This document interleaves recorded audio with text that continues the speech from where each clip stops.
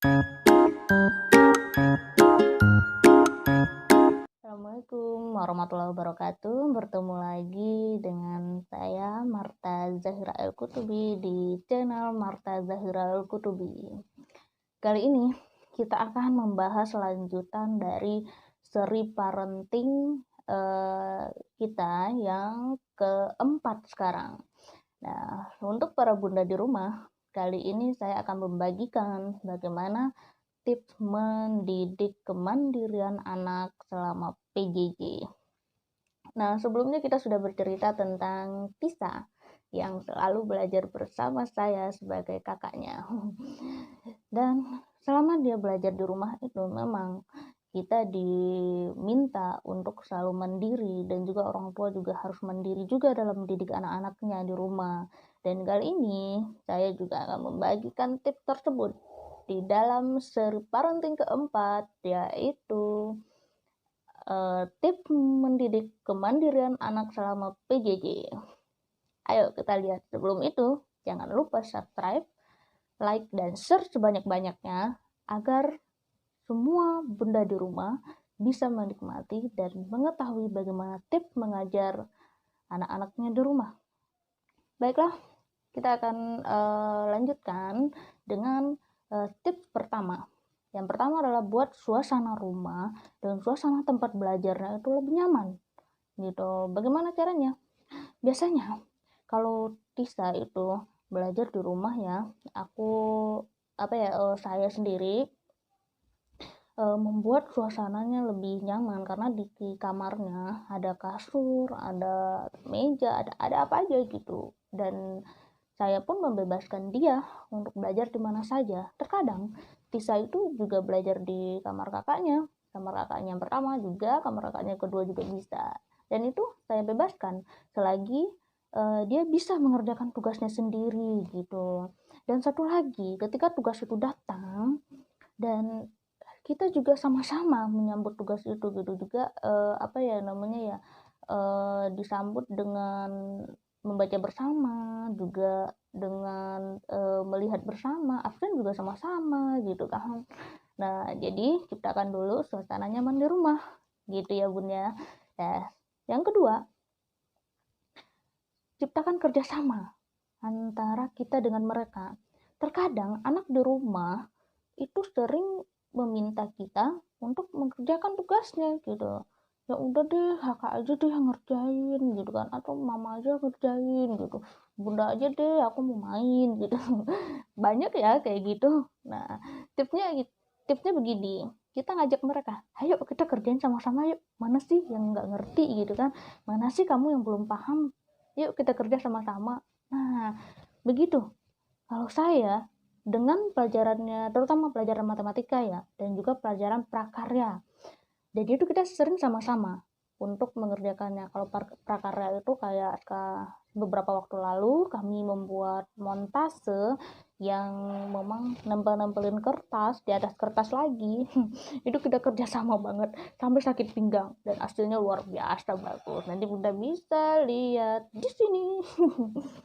Nah, hasil kerja Tisa. Dan itu kita bekerja sama.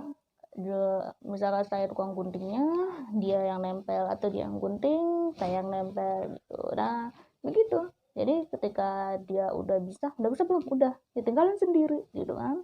Dan sampai selesai dia kerjain sendiri. Nah, gitu. Ajak bekerja sama. Dalam soal matematika juga gitu.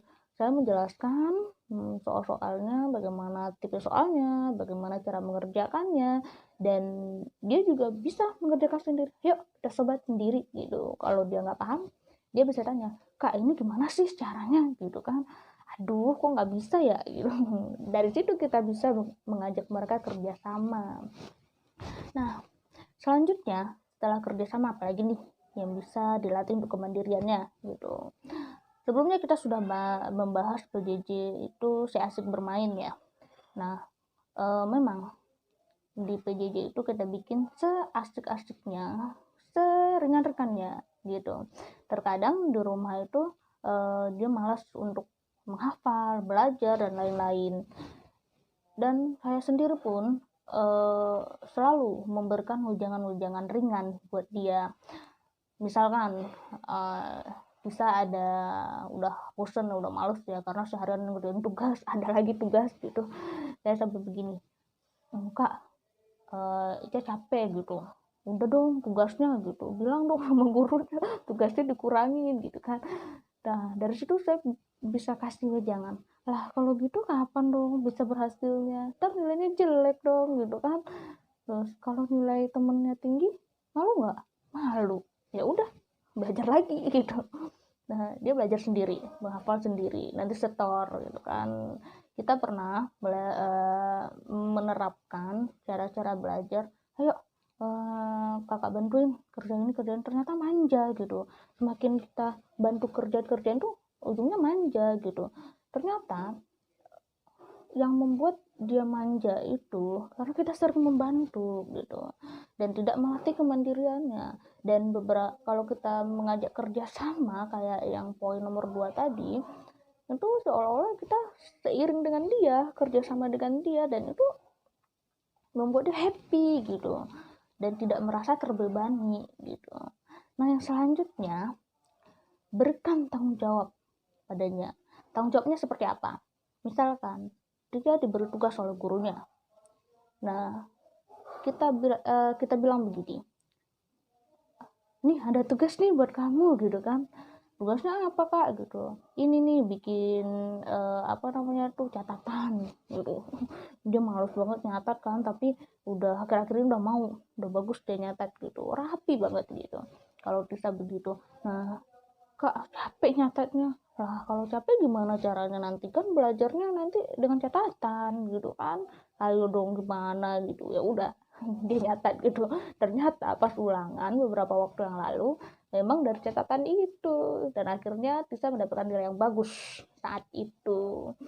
Nah ada ini 4 tips yang perlu saya sampaikan kepada bunda di rumah dalam mendidik anaknya di masa pandemi COVID ini yang diamanahkan oleh Kementerian Pendidikan Indonesia dalam bentuk pembelajaran jarak jauh.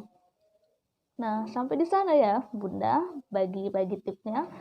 Tunggu channel saya selanjutnya, video saya selanjutnya nih bakalan asik nih buat Bunda. Kita ada beberapa seri parenting yang akan dibagikan di channel YouTube Marta Zahira El Kutubi. Sampai jumpa. Assalamualaikum warahmatullahi wabarakatuh.